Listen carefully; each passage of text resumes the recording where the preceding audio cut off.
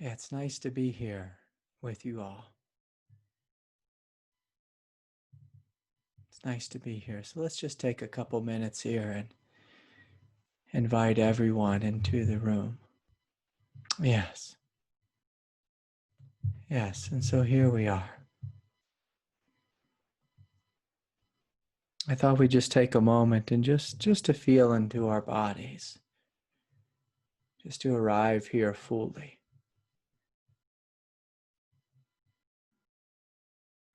To show up. In Zen we call this taking your seat.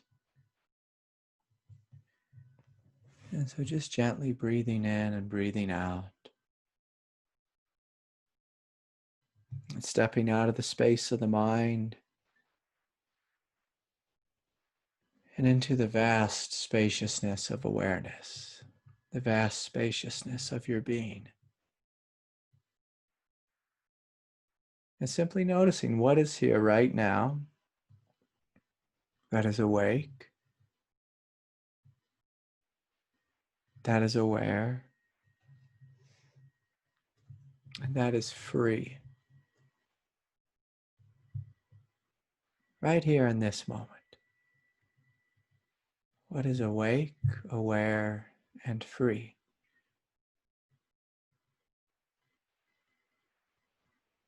Beyond the movement of thought, beyond the movement of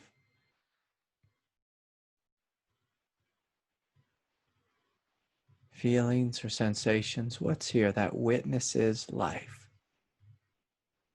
Your life and all of life. And yet at the same time is not separate from life.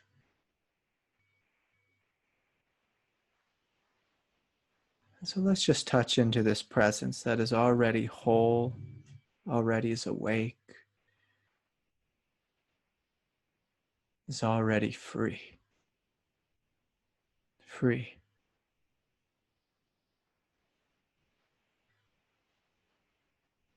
And then from this space, I'm going to invite you to be radically inclusive. So to make sure awareness has extended beyond the space of the mind, down through the throat chakra. And just gently feeling the tenderness, the innocence of your heart. The tenderness and the innocence of your heart. Just noticing what's here that is good. What's here that is good and is holy.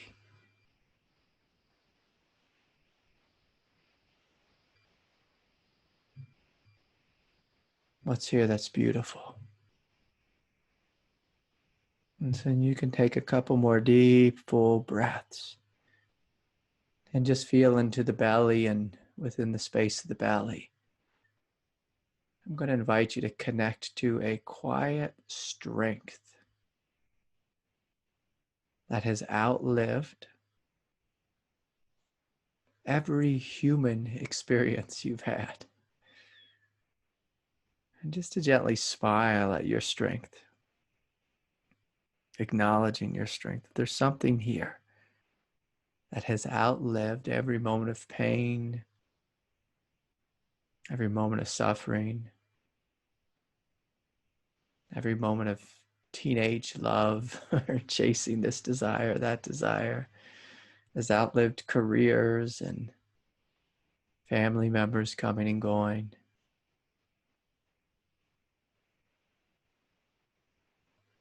And just smiling at this basic realization, this quiet strength and nobility, this gentle heart, and vast spacious freedom beyond mind, beyond thought, beyond the personality. And so you're welcome to stay here with your eyes closed, or you're welcome to open your eyes if you like.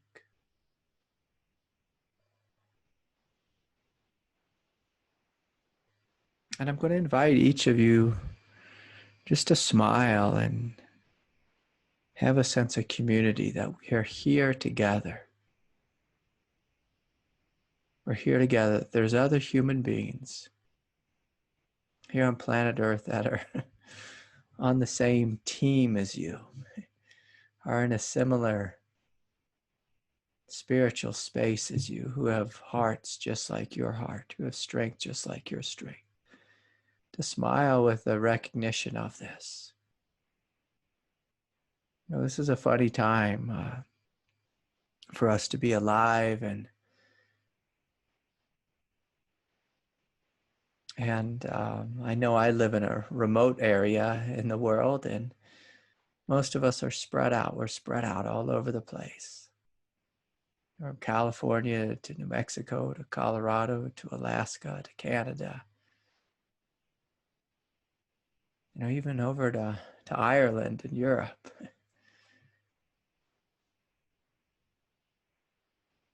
You know, and beyond and beyond. You know, down in South America, Central America. My heart's with you, and each of us, our hearts are shining. And it's nice to meet in this way. Sometimes we forget, especially with these online ways of meeting, because we don't always see each other.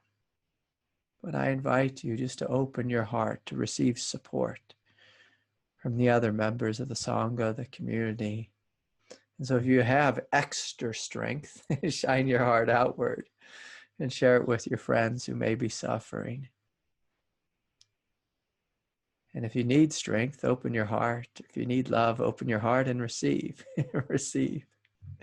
A big part of the path is giving. And another big part of the path is receiving, learning how to receive. When I first stepped on the path, I knew how to give, at least physically. I gave so much to my teacher and to my community. But I wasn't so much good at receiving. I could receive grace from God and from my teacher, but I'd barely receive a meal from another. I always made myself last. And so if you have that old habit of poverty consciousness, I encourage you to open and receive. Open and receive. Eventually we begin to see that they're one and the same, the giving and the receiving.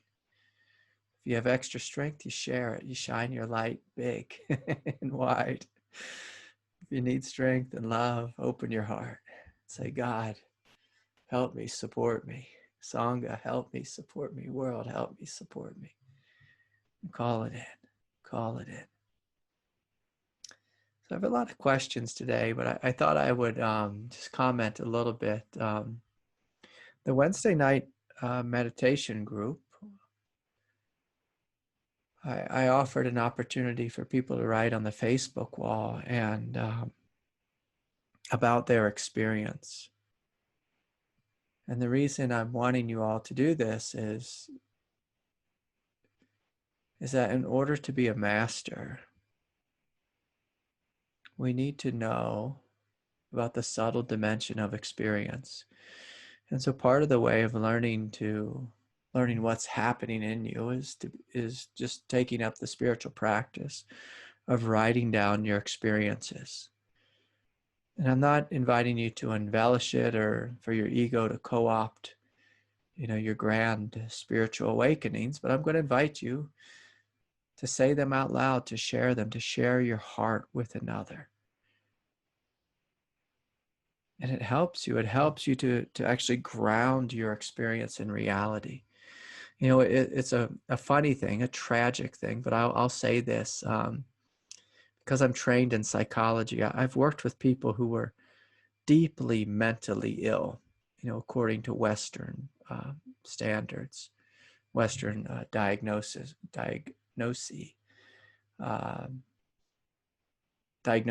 criteria. And I visited, places, where people, go to receive long-term mental health treatment. I've worked with folks who've had, quote unquote, schizophrenia. And I noticed that some of the people in there, not all, but, a small portion of the population was having a huge experience. They're feeling quite vast and wide, spacious and free. Their ego had, somewhat released itself. But they didn't have the language for what was happening, and so they were diagnosed as disassociated or schizophrenic, because they were having huge rushes of energy throughout their body, or they had visions of Jesus or Shiva or whatever it is. And because the language that they had and the model that they had was that they were crazy, that they were mentally disturbed. And so here they were, in a mental health center having big experiences. And they're literally diagnosed schizophrenic, bipolar, manic, whatever it was. And of course, some of them were, but others were having quite a grand experience. And so it's important to really know, like, what is happening in me? And part of, working with meditation is you experience, you go inward and you start to open to something greater. And when you can speak about it with clarity, when you can write about it, when you actually know, when you can give voice to what's happening within you, it actually helps to ground your experience. There are many people who awaken on the path, but not many people stabilize in the awakened experience because they never give voice to it. Instead, they habitually and unconsciously give voice to their ego.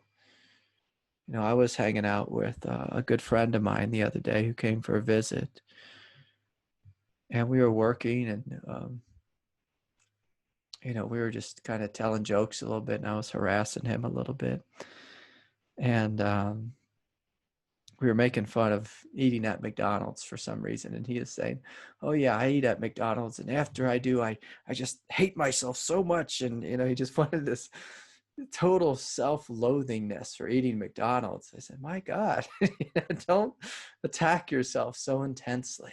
Don't be so hard on yourself.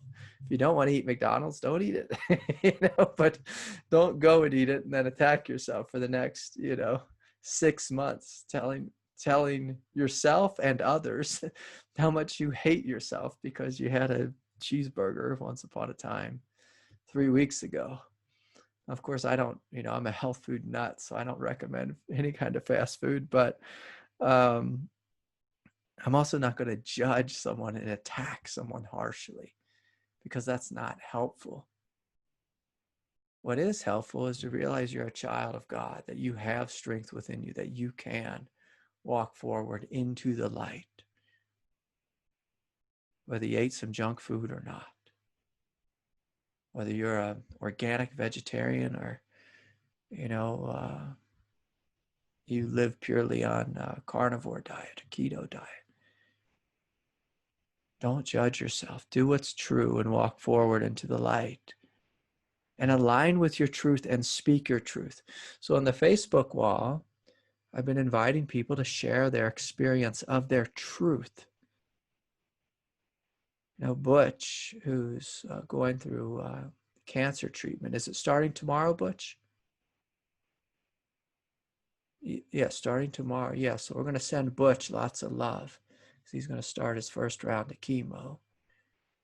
But Butch sat down in meditation or laid down and said he's connecting with his angels. And this is a good thing. So we want Butch to align with this, to align with his angels. And when you say it out loud, it grounds that truth into your reality. Other people within the song, I think it was Lisa, she said she opened to the grace and she felt so much heat in her body. She was sweating profusely. And so this is the energy of grace, the energy of purification, the energy of evolution coming into her. Many people have written that when I call forth the mantras and start chanting the mantras, they feel so much light within them. And this is good. So let's honor this. Let's honor the fact that you've chosen to sit down on a Wednesday night in this group and something big is happening. Let's honor that. Let's honor that. If you go to McDonald's earlier in the week, we don't need to attack you relentlessly and judge you, and you don't need to judge yourself relentlessly. But let's honor what is good about you. Let's build upon what is good. And if we're going to grow and evolve on this path, we have to build upon what is good within us. And just gently to turn away from the forces of negativity or simply the force of habit. You know, many of us have this force of habit, which is just this habitual voice that's saying, I'm no good in one form or another. I'm too big, I'm too small, I'm too short, I'm too black, I'm too white, I'm too this, I'm too that. And so can you drop all that? Just acknowledge there's a tender heart here that's radiating with light. When's the last time we did that? No one teaches us. No one teaches us this, to honor what's good within us, to look in the mirror and smile and say, oh my gosh, I'm so beautiful. Or, oh my gosh, I'm in so much pain, but I can see this tenderness shining out of my eyes.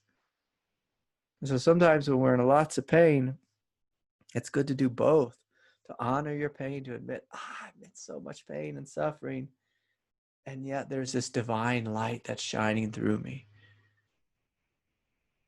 And for years of my life, I struggled with chronic pain. I still struggle with chronic pain. But when I look in the mirror, I see a body sometimes that's struggling with chronic pain. But I also see these eyes that are radiating light. And when I can honor the fact that there is light here, there's bliss here, there's freedom here,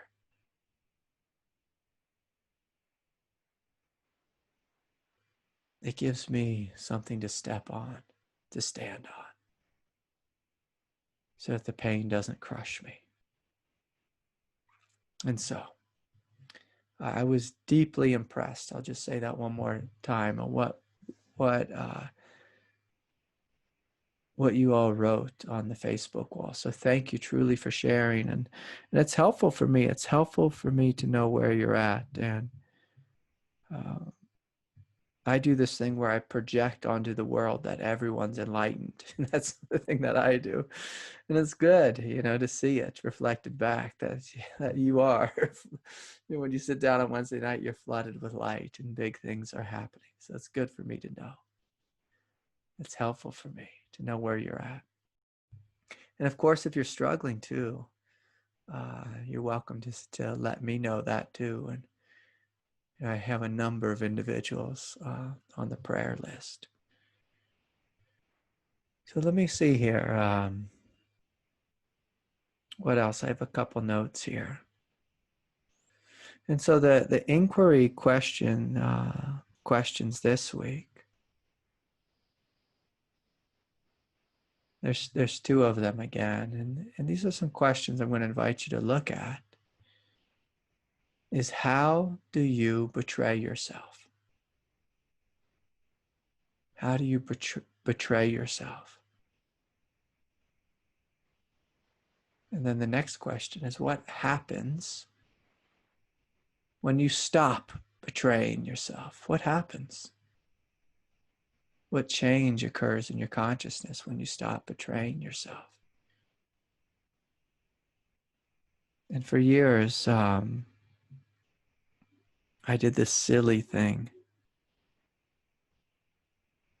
where I was in a terrible relationship, and my truth was to leave the relationship, but I would leave it and I would feel a sense of truth, and then guilt would overcome me, and then I'd betray myself and I'd go jump back into this bad relationship again and create a big mess and a drama, and then step out of it. And then I'd step out of it and then feel this guilt, of not being in the relationship. And then I'd step back in it, betray myself again. And I did this for years, over and over again. And I noticed I'd given my power away to the feeling of guilt. But with the second question of what happens when you stop betraying yourself, Well, I stepped into truth and I felt this power. I felt this unity. I felt this freedom and this nobility. I could sleep at night with a mind that was not divided when I stopped betraying myself. When I stopped betraying myself, my mind became silent. It's one of the gifts of not betraying yourself. When you follow your truth, your mind becomes silent. And so with these inquiry questions, because some people ask me, well, how do you do inquiry? The first thing you do is you stop. You get out of your head. Most people do inquiry in their head. So stop. Get out of your thinking mind. You don't do inquiry up here in the prefrontal cortex, the frontal lobe or whatever it's called. Don't do it up here.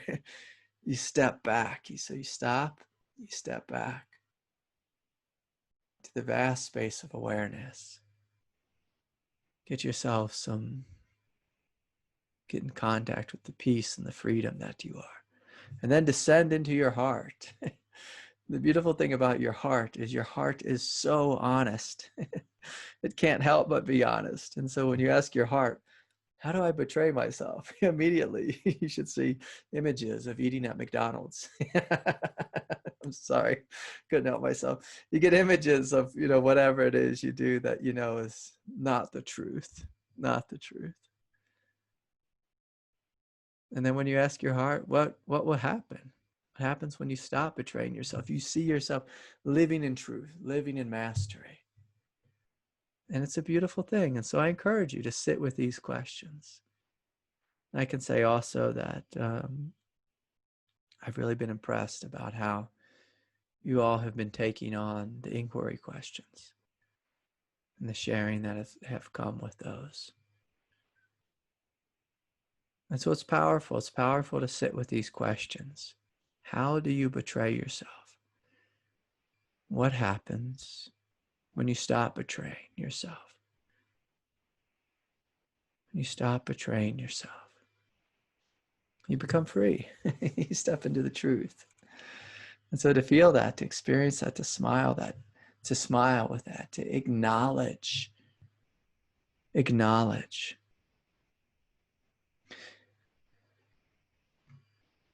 So many people think that surrendering is the one and only way to God. But I would say acknowledging your divinity is just as powerful as surrendering that which does not serve you. A lot of times when we surrender and we let go of the old habit, but then we kind of hang out in no man's land. This happens with a lot of people with addictions. They surrender the addiction, and then they're in no man's land for a little bit. And then they get a little bored, and then they pick up the old addiction again because they don't know what to do.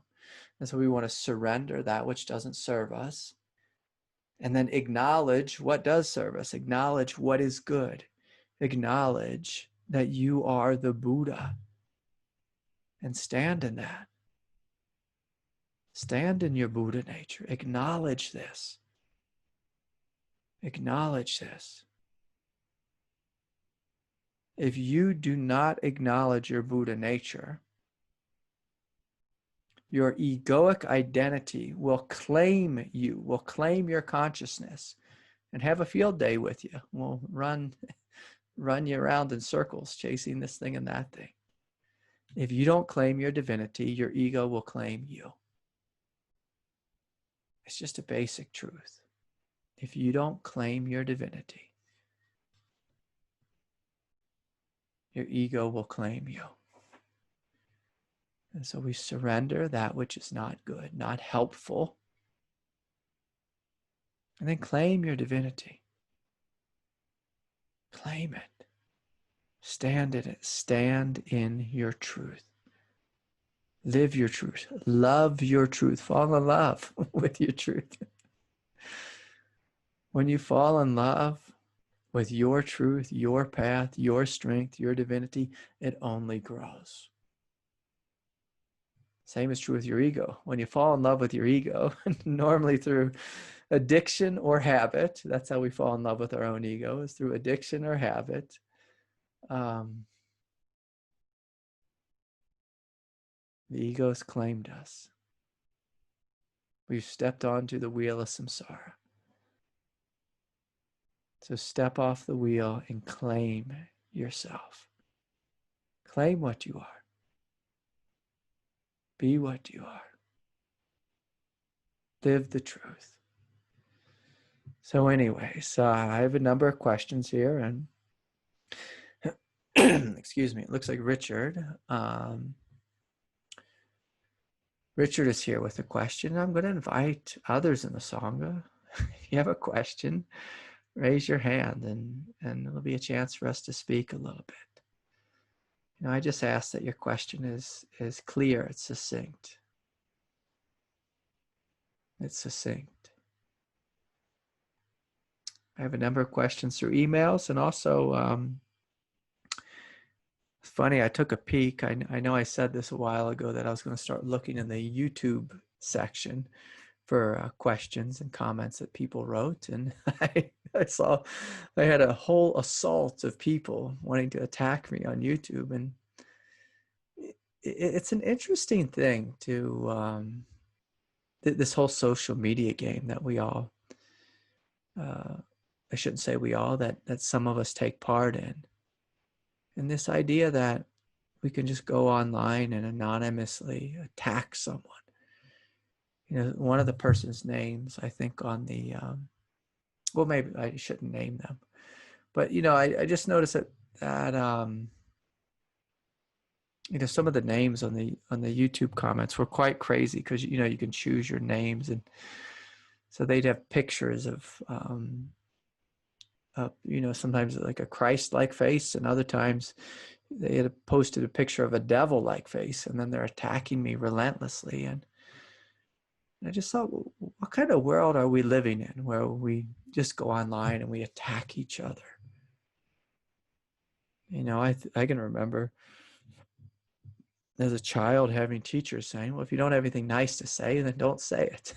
And I'm certainly open to feedback, but if we're just going to attack someone, go up and just kick them in the knees or between the legs, that's not helpful communication.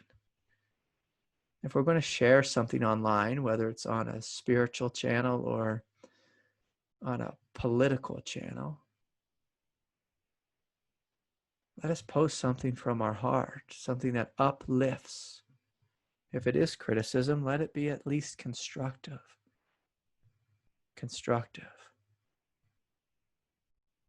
And so our world is so divided right now. It's such a mess that it's heartbreaking. It's heartbreaking. And so can we be kind to each other? Can we be sweet to each other? Can we smile? Can we check on our neighbors and see how everyone's doing in our community? Can we lift each other up? Can we build the world, the kind of world we want to live in? And so here's one of the questions I got. This one was via email. This is from Aaron. I believe Aaron is over in Germany, in Deutschland there. And Aaron writes, Craig, I'm finding it alarming to witness the number of spiritual friends and yogis of various stripes who are suddenly openly endorsing fantastic views, probably due to the spread of conspiracy theories. This is a fun question. How is the global spiritual community handling this problem already? Or how can it start? Many people like me belong to identities and communities that are increasingly marginalized and targeted. I can't see myself entering a spiritual healing space where I know I'm likely to encounter people with fantastic tendencies. At what point can spiritual people stop acting pretty about love and tolerance and trying to protect everyone's feelings, i.e., engaging in spiritual bypassing, when there are actual fascists and advocates of oppression in our midst? Yeah, this is a great question, Aaron. And so the big thing is, Aaron, can you stand up to the truth in your community? And are you with a teacher who does the same? Are you in a community that does the same? Are you in a community that actually cares? That cares? Are you in a community that cares about the truth and lives the truth in a grounded way?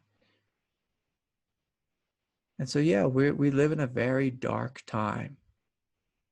A dark time, and there's a lot of people who can, when times are dark, it's easy to fall into conspiracy, worldviews or conspiracy theories on the left or on the right, or just even just in, I'll just call it crazy land that doesn't have a political perspective. Just it's easy to fall into the darkness, and it's common since the beginning of time that spiritual people would open in a way without boundaries. And when you open in a way without boundaries, you can open to ascended masters, you can open to entities, you can open to, everything in between, from forces of great light to forces of darkness, forces of confusion. You can open up to the unicorn land, the little fairies land, and, things can get strange and weird and bizarre.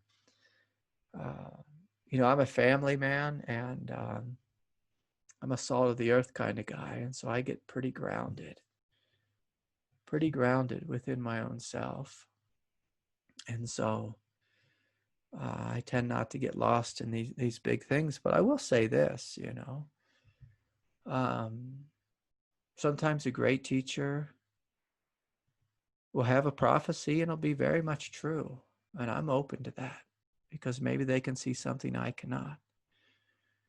But more often than not, teachers open up to really strange lands, bizarre lands, and they get into, I've talked to so many people this year that have been convinced that Bill Gates and Dr. Fauci are trying to plant microchips in our body, and they created the coronavirus, and now they're trying to get us all chipped, and we have to get the vaccine. I'm like, I can't even follow where we're going with this. It's getting a little crazy. It's getting a little crazy. Can we get our feet here on planet Earth? And then other people, like you said, have been just bypassing the great pain and suffering that has happened this last year, spiritually bypassing. Then other people have been going into fascist worldview and oppressive worldviews. Again, we have to stay connected to the truth. To me, one of the greatest qualities in a teacher is, are their feet on the ground? Are they on the ground? Are they right here on the earth with you and I?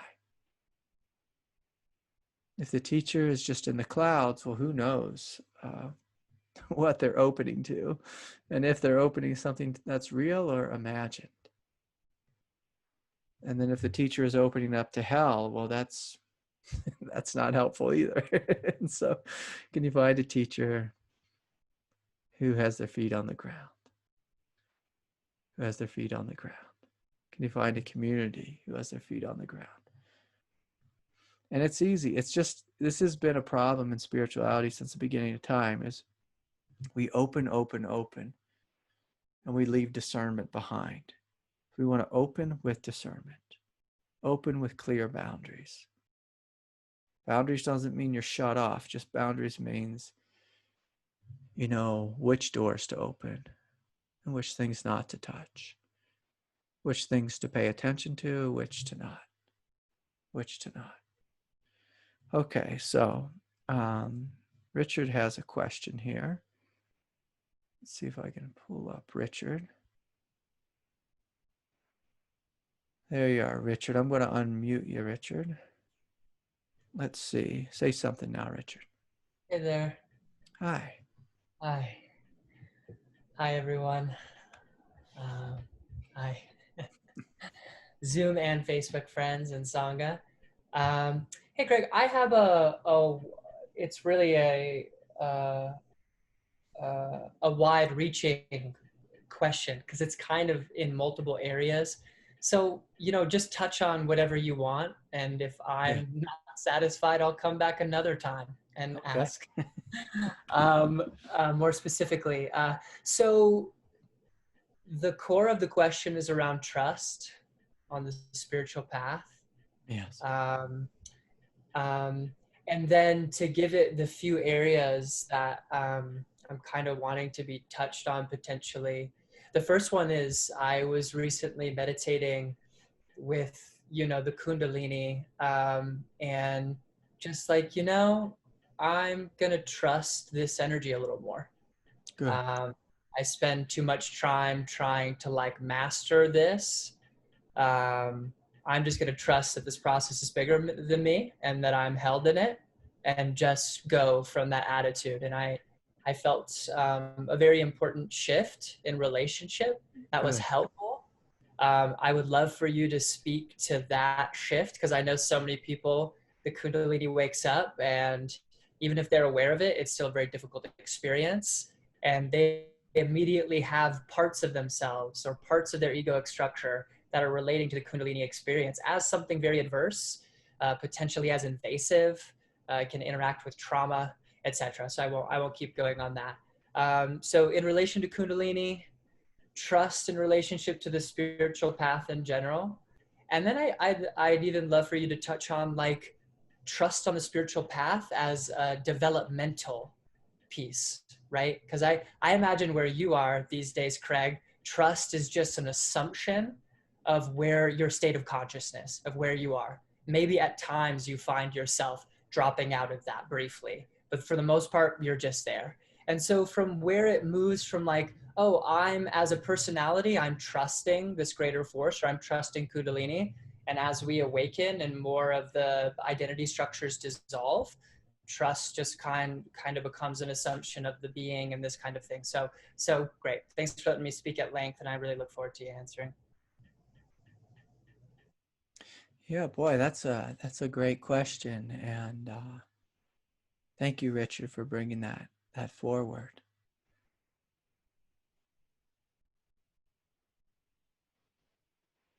So yeah, trust is one of those things in my blind spot, because I have so much trust in God, and so I forget that people don't. And so thank you for bringing that to my attention. It's very confusing to me why people don't trust in God. And trust and humility go hand in hand. And I'm 40 something years old, and I still feel like I'm like a 6-year-old little kid, who's just a child of God. I just feel that in my consciousness. Just like I came in as a child of God. I always felt myself as just this child who just surrenders and melts into God. And to me, it's a given. It makes the path very easy if you trust. And by easy, I mean, I don't mean that there's not pain there, because like I said a moment ago, I live with chronic pain. It's easy in the sense that I'm not fighting myself and I'm not fighting with God. And if there's two things we could take off the table, the table of, let's say, suffering, you fighting with God and you fighting with yourself, let's please take those off the table, because we have the power to do that. We don't have the power to control life. We don't have the power to control the coronavirus and the economy and rioting in the streets and all that, all the wildness of this world, and racial injustice, environmental, destruction.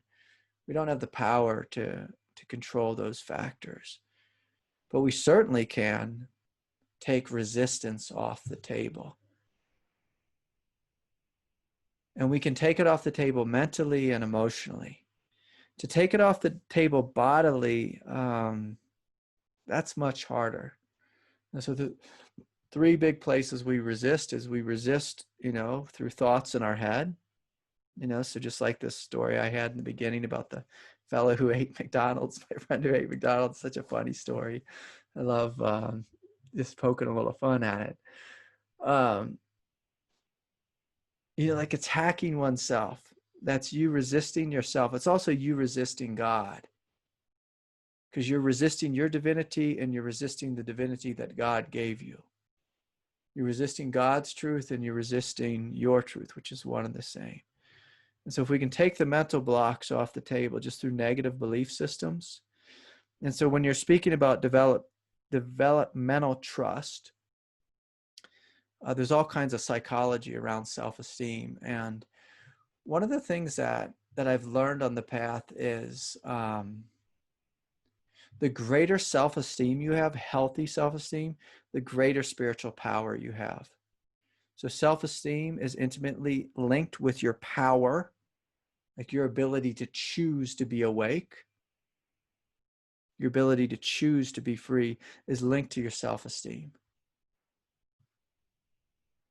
And in order to have healthy self-esteem, you have to have a sense of love toward yourself, and you have to at least have some feeling of safety. And so the two biggest things that can create more trust in your life is you helping your physical body to feel safe, literally. And that's why I recommend everyone who's in pain to do exactly what Butch is doing right now, is just to lay down flat. Lay down flat, place a hand on your heart, a hand on your belly, and just breathe in and breathe out. A basic sense of, I love you and it's okay. So you're connecting with love and safety. If we are lacking trust, we need to breathe in all day long. I am loved and I am safe. And now most of us live, and I'll say this, a reasonably safe world. Reasonably safe. And by that, I'm going to, let's forget about the coronavirus, racial injustice, oppression, environmental destruction. Just imagine just the space of your room. Let's keep it very simple in a Zen-like way. If you go home, close your door, even if your roommate is a jerk or whatever, just close your door and get yourself into your happy space, your safe space. And invite your body, your physical body, to connect with the quiet safety of this room, the quiet peace of this room. If you go outside in nature, I smile a little bit because every now and then in nature I see a bear or a mountain lion, but 99.9% of the time I'm out there and I just feel so safe. I feel so loved, so supported. So anything you can do to help the body feel safe and supported will build trust. And this faith in God comes from exactly what Richard said. When Richard said, I let go of this idea of trying to master the Kundalini. And I just let go and had this sense, I'm going to use this word, this humble sense, that God knows more than I do. And I want us all to laugh out loud and just look at this beautiful world. God created this world. God created this entire universe. God created everything. And so who knows better? Our little, thinking mind, I'll call it our little monkey mind. Do we know better about our spiritual path in this world? Or does the Creator know better? And to me, it's just a given. It's like, oh yeah, God knows better. I'm going to surrender before the master being God. And boy, do you accelerate on your path when you surrender and trust. Surrender and trust.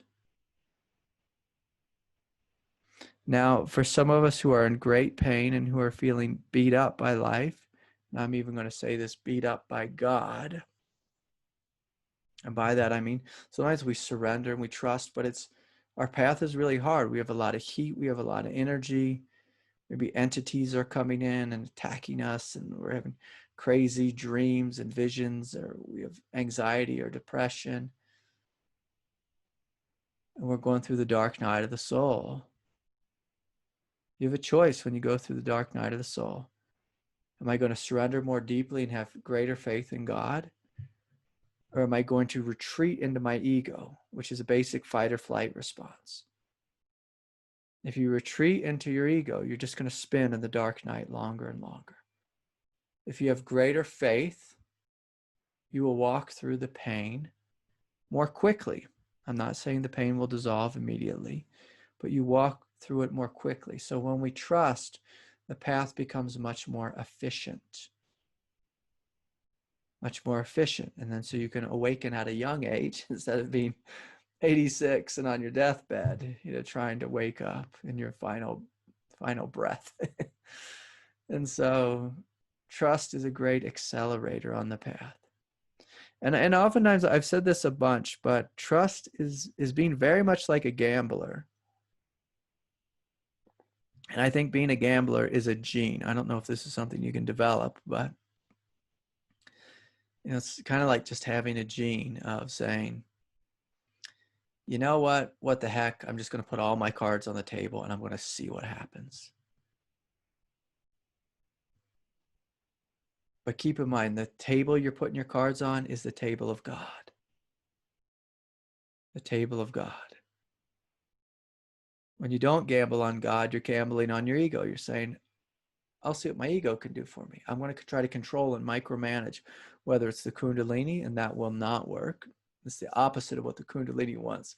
Kundalini is a huge, overwhelming rush, a force of grace. The whole purpose of it is for you to surrender into it. You try to control it and micromanage it, it will have a field day with you.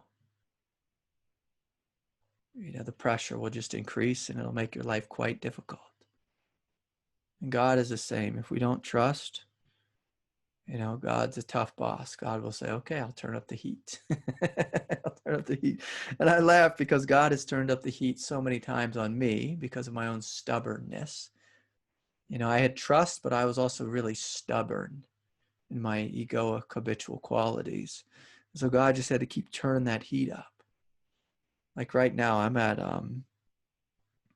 8,000 feet or something. And it got to like 95 degrees today. I thought, boy, God's really turning up the heat. God's turning up the heat today. I'm wearing ice cubes around my neck to cool myself down because it's so hot where I'm at right now. But I've been that way throughout my life when I've had resistant qualities within my consciousness. And when I double down in my resistance, and I've held my fist before God and said, this is not right. This is not fair. God turned up the heat more.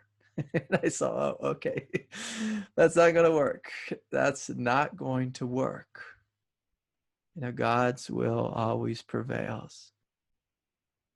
But the more we can trust in this, eventually we begin to see that trust is the doorway to a very efficient path. If you want to have an inefficient path, fight with God. Fight with God. And so there's a basic intelligence to trusting, a basic rationality to it. But trust isn't a rational thing, but I'll say it's rational to trust because, there's a basic math to it. And when you trust, you just go faster. When you resist, you go slower. But trust, to trust, you can't do it in your head. It always has to come from your heart and from your belly. And the big reason people don't trust is because there's a gripping in their belly and they're fearing. So even if we're trying to be like a good meditator and control our experience, that's coming from fear. And so the quickest way to help resistance to dissolve is to literally help your body feel safe. When your body feels safe, we don't resist much. We have to, in order to feel safe, you have to breathe, connect with the peace and the safety of the room, and you also have to give yourself permission to feel. And I've always been surprised on this path how many people are afraid to feel what's within them.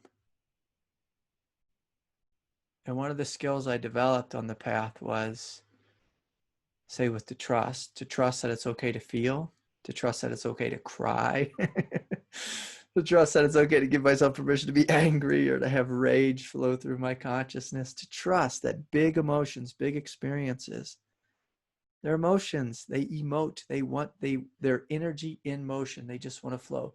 So can you trust that it's okay? But so many people clench in their throat, they clench in their belly, say, oh my God, I can't feel this. And it's like, what do you think's going to happen? Someone wrote me this long comment on YouTube about these energies could kill you. It's like, no one dies from Kundalini awakening. No one dies from having anxiety. If you have anxiety, just cry it out, shake it out, let it release. You can die from a heart attack, but you're not going to die from anxiety. You're not going to die from feeling your anxiety, from letting it flow. You actually heal through feeling it. If you have tremendous sadness and hurt and heartache within you, you heal. So you trust. So part of trusting also is trusting that you are the Buddha. You are strong enough, you're big enough to feel what's within you. You are the Buddha. Don't project the Buddha onto someone else. Don't project the Buddha onto the Buddha.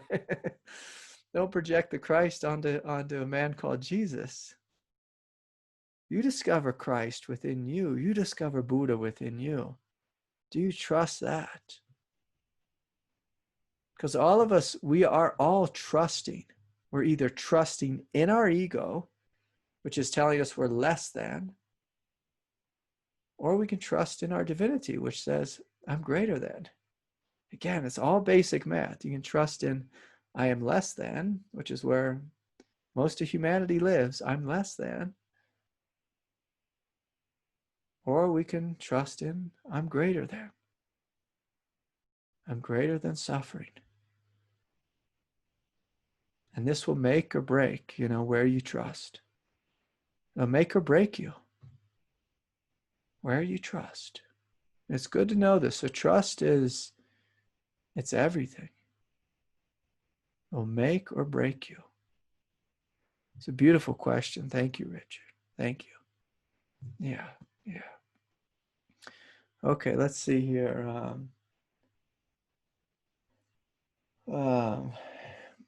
Neil says good day from Ireland. Good day, Neil.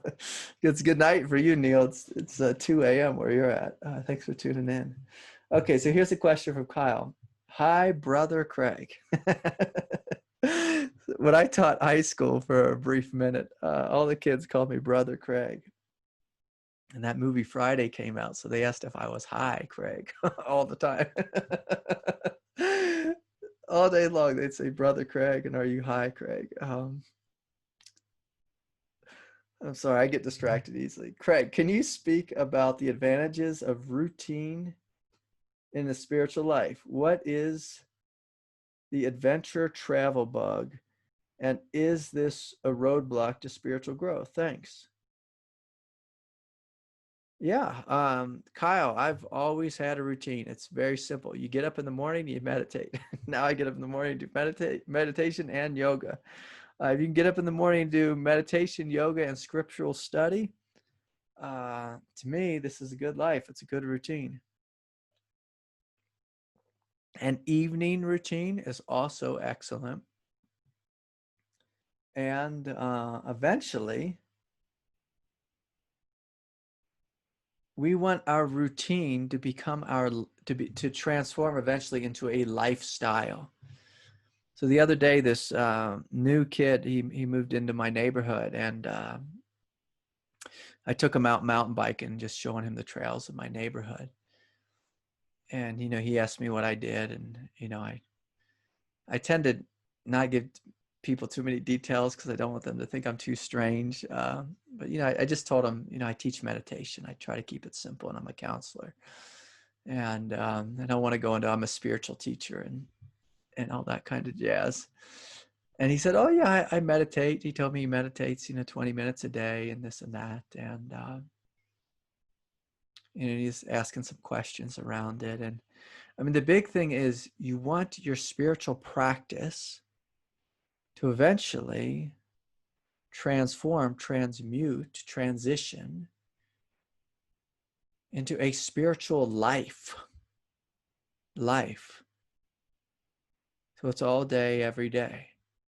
I can remember when awareness started to wake up in my sleeping state, in my dream state. And then I thought, oh my God, I've had this thing that feels very complete, but it was almost a sense of, oh, I don't even get any time off from the spiritual path. I can't even just go to sleep and dream, because awareness was always on. And now sometimes I can get some good dreams in, but just for fun.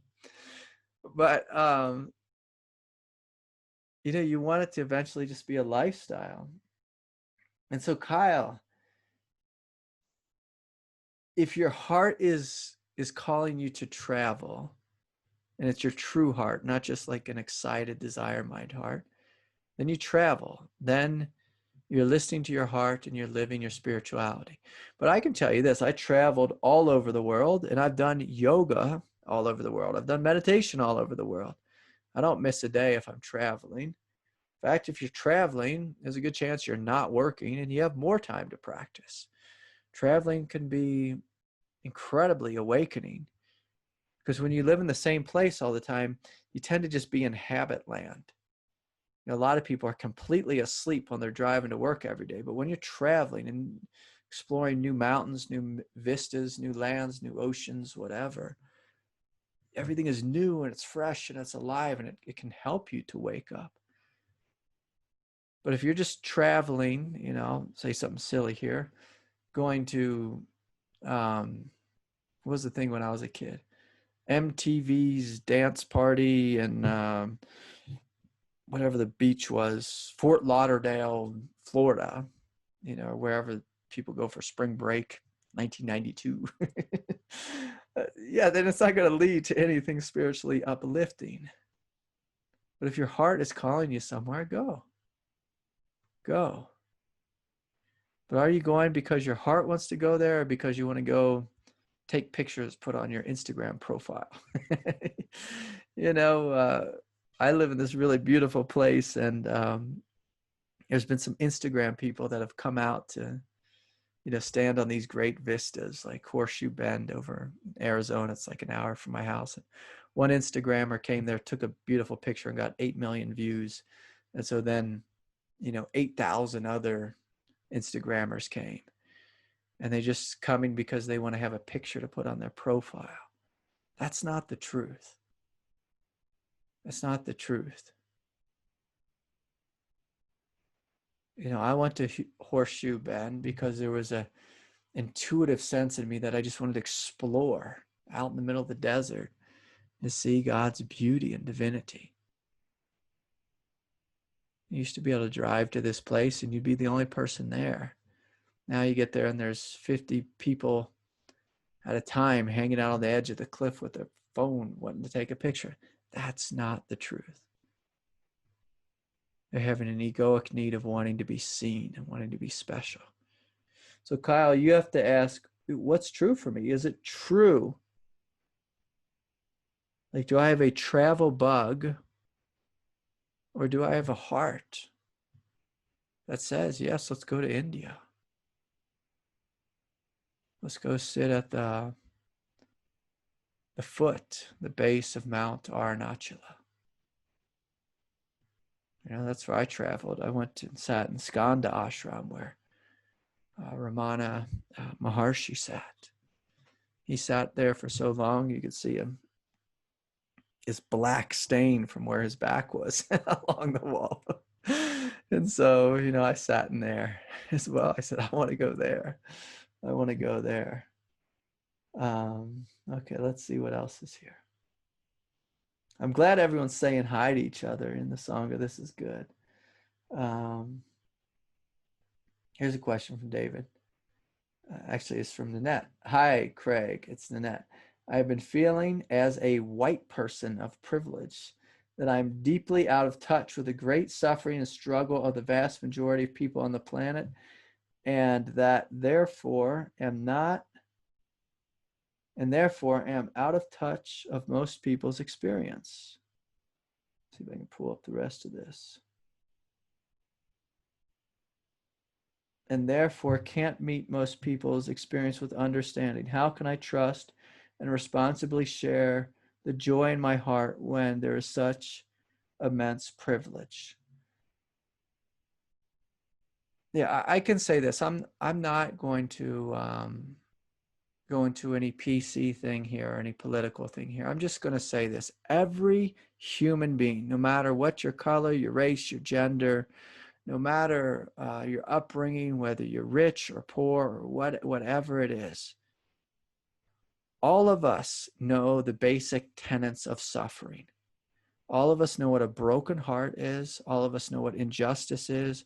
All of us know what it's like to be judged, to be blamed, to be wronged, to be hurt, to be sad, to be struck with rage, anxiety, fear, depression. If we've lived long enough, we know the basic condition. My teacher used to tell me there's one human mind on planet Earth, and we all have it. We all have the same human mind, and it has the same feelings. The same feelings. I can say this. Some of the people I have met who've been in the most pain on planet Earth were not the children who are growing up in immense poverty in India. I've met with multi-millionaires, even billionaires, who have just struggled with immense affliction, pain, and suffering, ridiculous anxiety.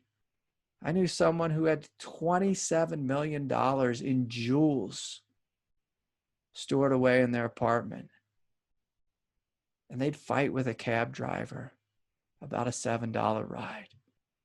They'd fight with the guy coming to fix their refrigerator and argue with them and just live with panic and anxiety. Panic and anxiety. And all of us, we're not just our race and our gender in this lifetime. We have multiple lifetimes. We've all been the victim. We've all been the oppressor. We've been both. We've been both.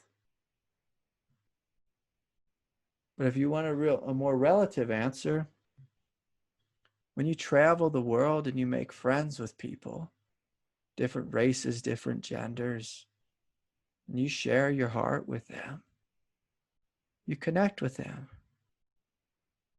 When you're willing to get out of your bubble. I say this, people who have a question about white privilege, I'm going to invite you to become friends with Trump supporters. That's what I'm going to invite you to do. I imagine that's going to be harder for you than to sit down with someone, from a different color, who's different color skin than yours. I think we all need to talk, and we all need to be kind, and we all need to love, and we all need to open our doors. We all need to. We all need to. So my closest friends in my neighborhood, their father, a good friend of mine, was deported. And so I spend time with the family, even though I can't speak the language. And I go over there and I sit in the awkwardness. And I do my best to support them financially and to love them and to help them and to invite them over and to cook and to share and to laugh and to cry and just to fall on my face because I don't speak Spanish. I can speak a couple words, and to be in the awkwardness and to have the interactions, to have the closeness. I also live on tribal land, and so I speak with friends who are Utes, and I speak with friends who are Navajo. And so can you connect heart to heart? Can you see the other being?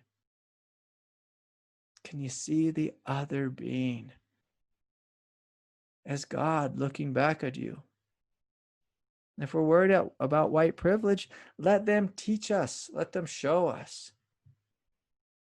Let them show you another way.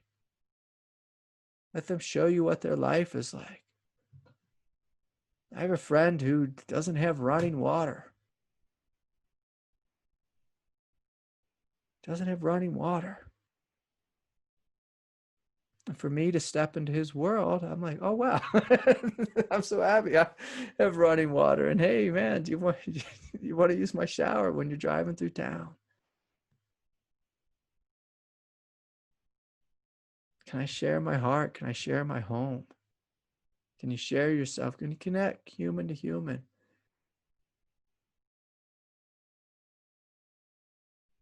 Human to human. Where I live, and Nanette, you're the same. We both live. I live on tribal property. You might not, but you live close to tribal property. Can you connect to the indigenous people of this country, your state? Can you open your heart to them and just let them show you a different view? We put aside greater or less and poverty and oppression and all this, and just let your neighbors teach you something. Can you be humble and open your heart? But don't start with making yourself wrong for being white. Start with just a sense of humility of, I love you, you're God. I love you, you're God. I love you, you are God. And God, however God shows up, whether it's a Ute, a Navajo, whether you're from Chiapas or wherever you come from, can you teach me? Can you share your heart with me? I'm open to that. Can we start with this? And boy, will our world change. Will our world change? And don't be afraid if you're thinking about white privilege to be friends with some Trumpsters. If you want to heal division in the world, walk across the political aisle. Walk across the aisle. Walk across the aisle. And see what's there.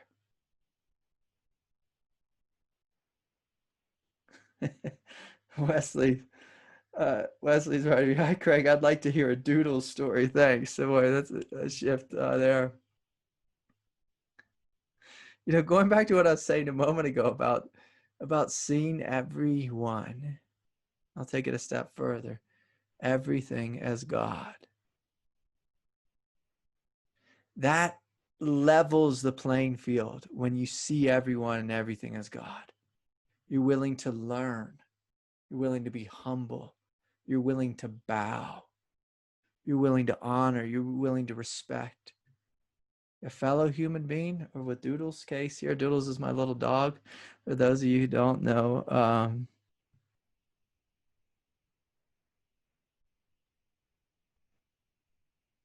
I have this little dog. His name is Doodles, little white Shih Tzu dog, and he teaches me humility every day. He teaches me tenderness. He teaches me to stop. He's just this little guy, and sometimes I'll walk and I'll trip over him. How's that for my white privilege? I'm this big man and I'm tripping over my poor little dog.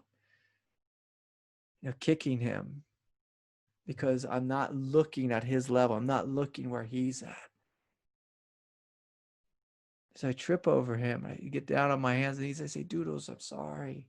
I love you so much, buddy. You are my light. You are my teacher. I love you so much, Doodles.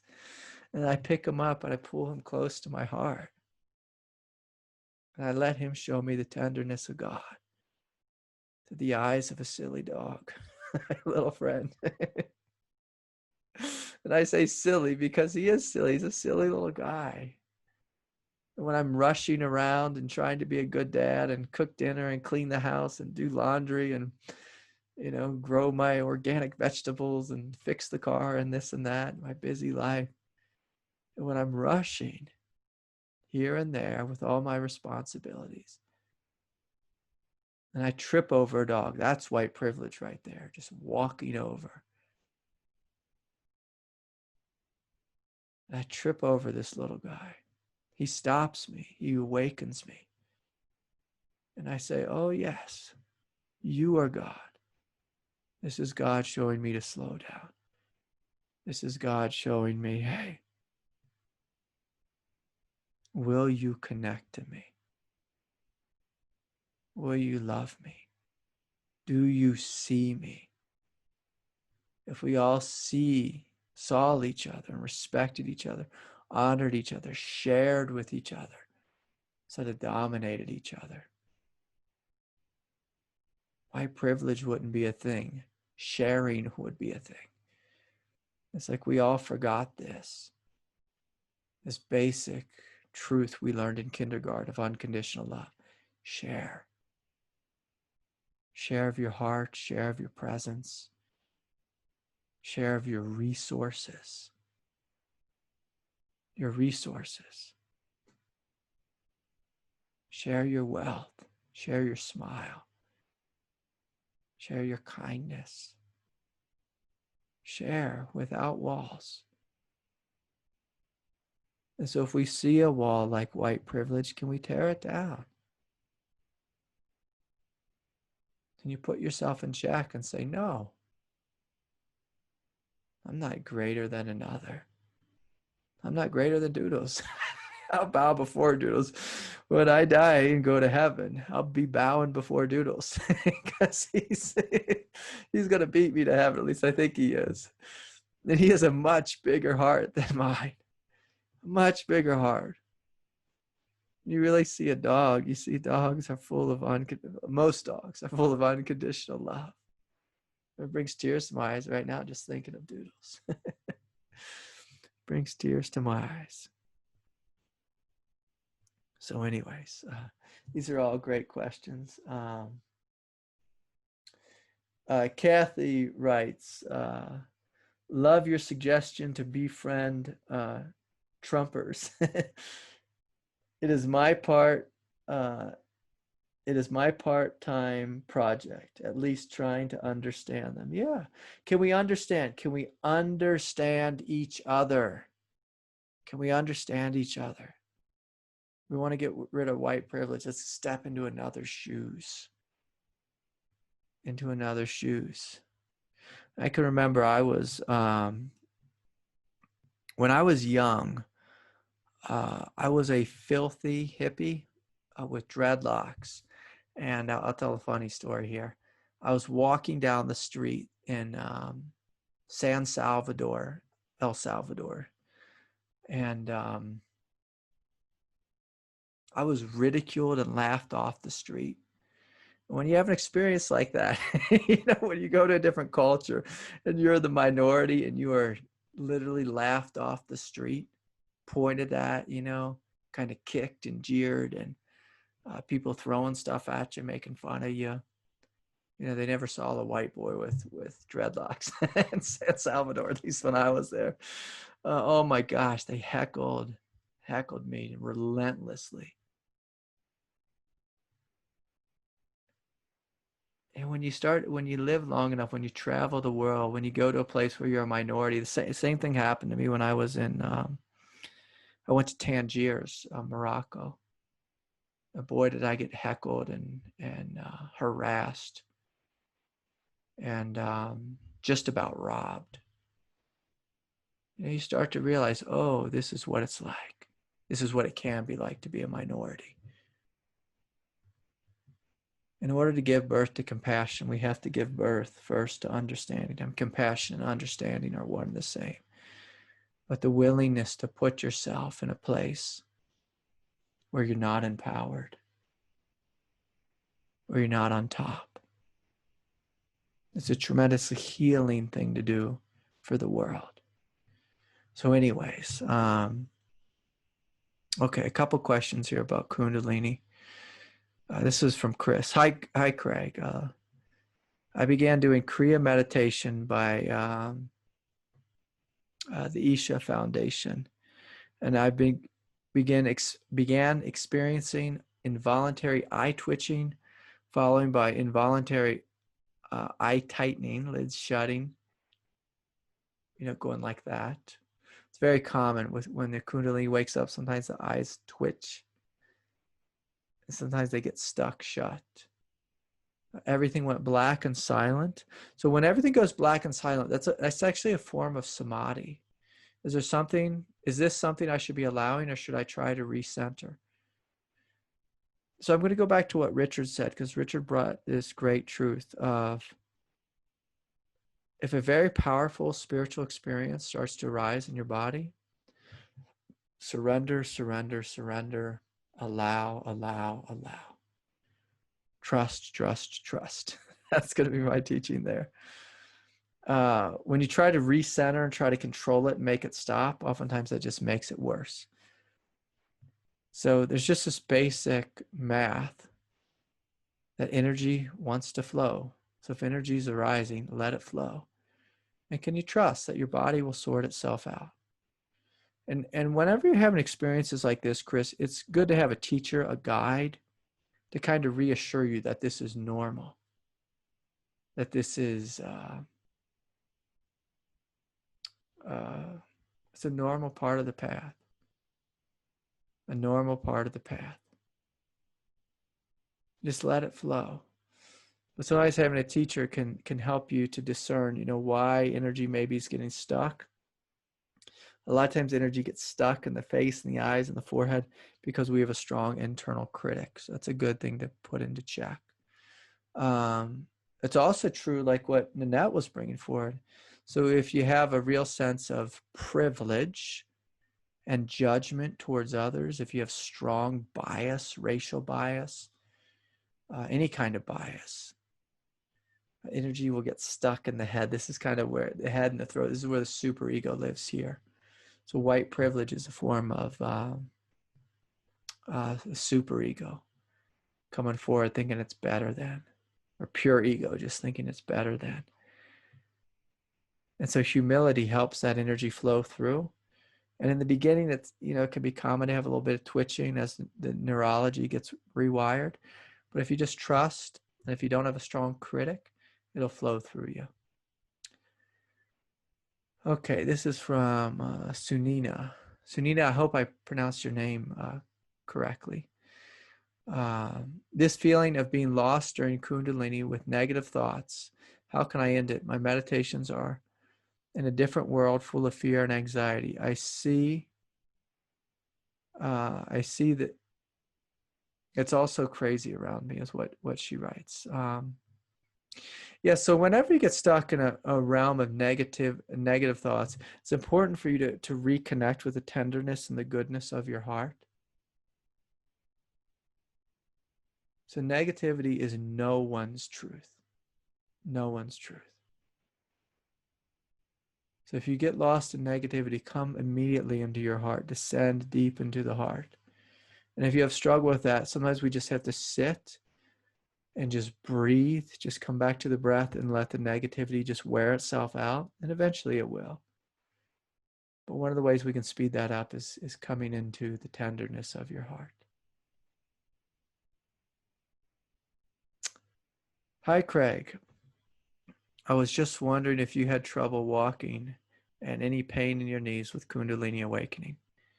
I spoke to you a few years ago about Kundalini. I'm just curious about this. Yes, when my Kundalini first woke up, it was very humbling and debilitating. I had tremendous trouble walking. A lot of times my knees, my legs would buckle and I'd just fall on the floor, like someone who was paralyzed. And so, And so I went through some crazy things with Kundalini.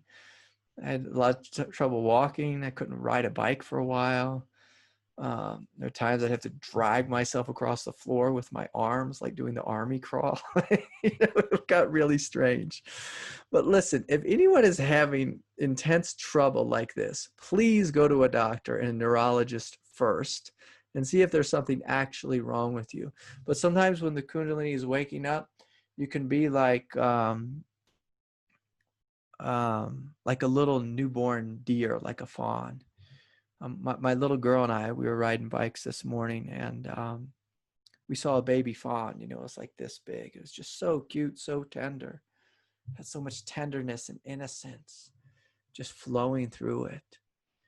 but it had trouble walking. It had doing that thing where it's walking and like kind of fall over, and and sometimes it can be like that with Kundalini. When the Kundalini is flowing through your system, it can make your neurology a little strange or bizarre. And I can remember there's times that I couldn't hold anything in my hand. I'd just sit there with a teacup, it would just fall out of my hands, or forks would fall out of my hands, and it can get really strange. Normally, it's not that intense. I had more of an intense case, but yeah, sometimes it can be like that. In regards to pain, pain in the knees oftentimes pain in knees and elbows oftentimes has to do with transitions, because the knees and the elbows, they tend to be in a chakra way related to transitions in life.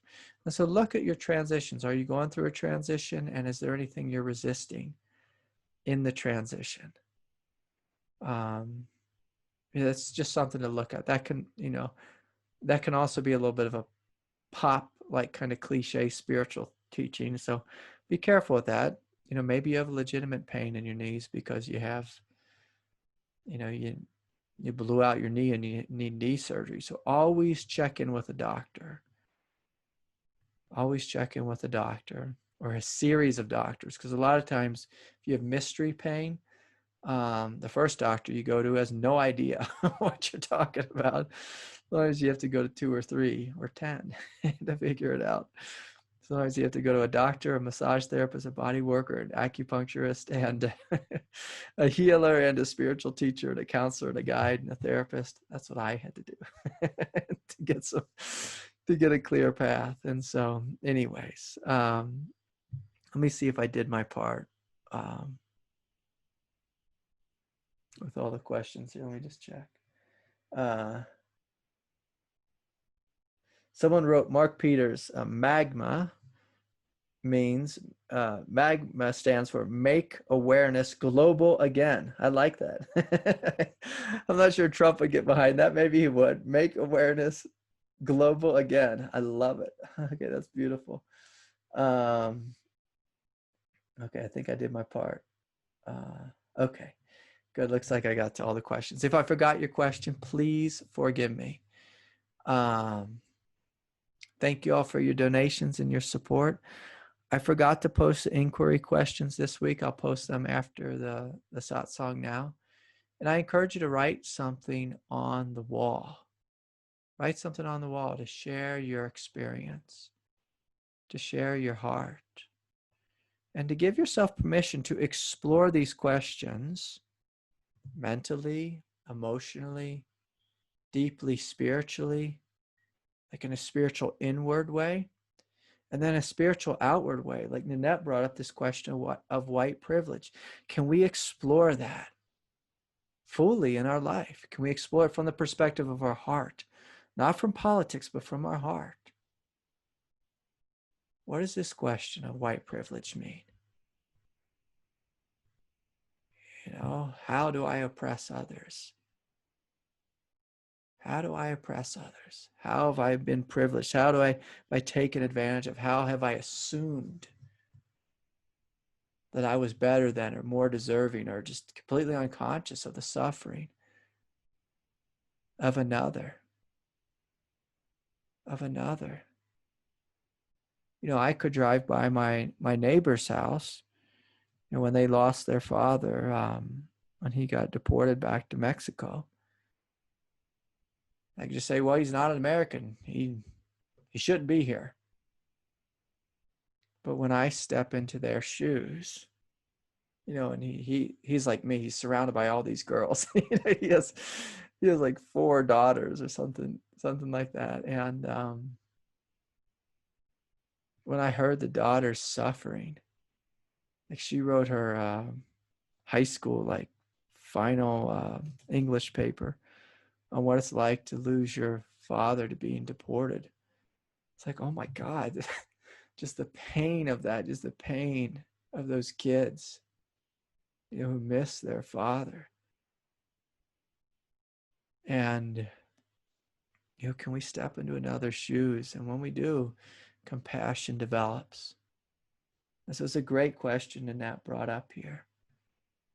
This great question of, can I step across the aisle? Can I make friends with the enemy? If you want the world to change, make friends with the enemy. And so I encourage you to investigate these questions mentally, emotionally, spiritually, inwardly, and to complete the circle spiritually, outwardly. To follow Gandhi's truth, be the change in the world. Be the change in the world. And so much love and respect to each and every one of you. My heart's with you. Thanks for sharing your time with me. Bye for now. Bye. Good night, everyone.